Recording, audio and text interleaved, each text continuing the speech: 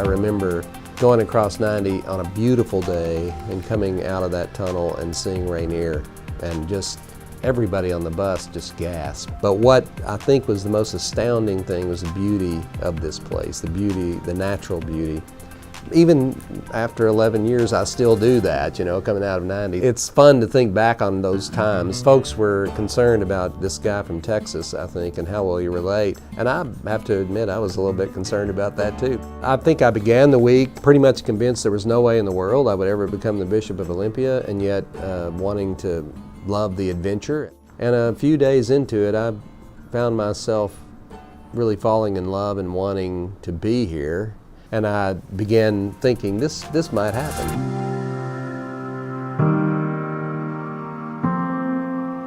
One thing I really believed, and I said this over and over again in those walkabouts, is that a system often needs leadership change. Bishop said when he was consecrated that he planned to be here for about 10 to 12 years. When I was elected, I was the youngest elected bishop in the Episcopal Church at the time. I had this fear that everybody that looked at me in walkabouts would think, you know, this guy could be with us for 35 years, you know, and really it was born out of that, a vow to be serious about taking a look at how the system's going and not just staying in place because I can.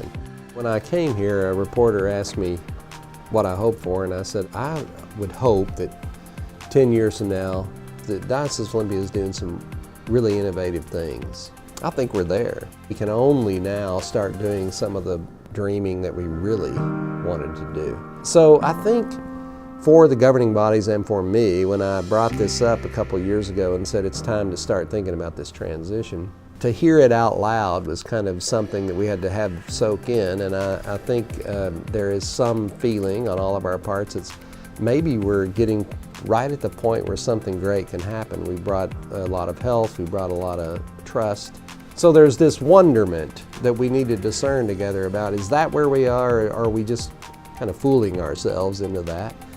And I need to be part of that, and the congregations need to be part of that, and the people of this diocese need to be part of that.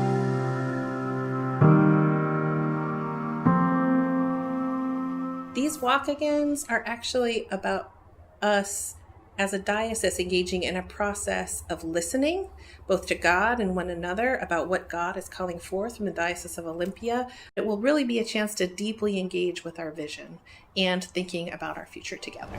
We'll have 4 different WalkAgain sessions in different regions. The first will be in January on the 12th at St. Mark's in Seattle.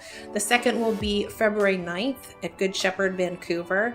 The third will be March 23rd at St. Paul Bellingham, and the fourth will be April 6th at St. Anthony of Egypt in Silverdale. We're going to begin in one big group.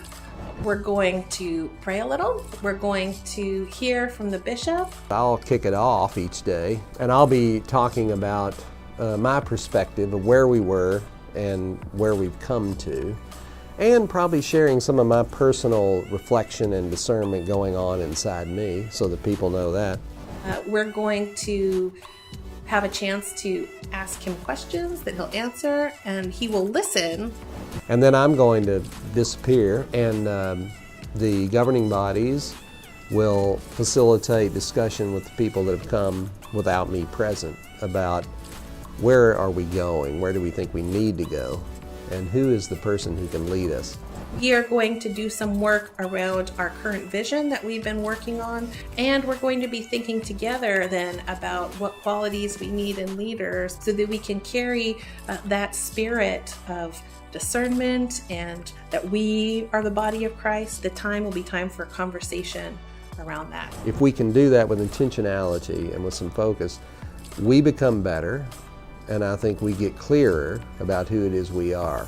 After that process is finished, the Standing Committee is going to gather the information together and compile it into sort of what looks like a little profile that the bishop can take with him on his sabbatical over the summer. The profile the first time was so vital. This is what the people are saying. This is what this diocese says it needs and wants to do. And that resonated because I think the profile was true. We're also going to give him some particular prayers, some particular questions to think about with this parish profile in mind, and we're going to ask members of the diocese to observe that discernment and reflection too. When the bishop gets back from his sabbatical, which is right before convention, we'll begin the process of the bishop deciding about his time with us moving forward. We discern together, is that a profile we can all gather around and we feel like we can go on together in.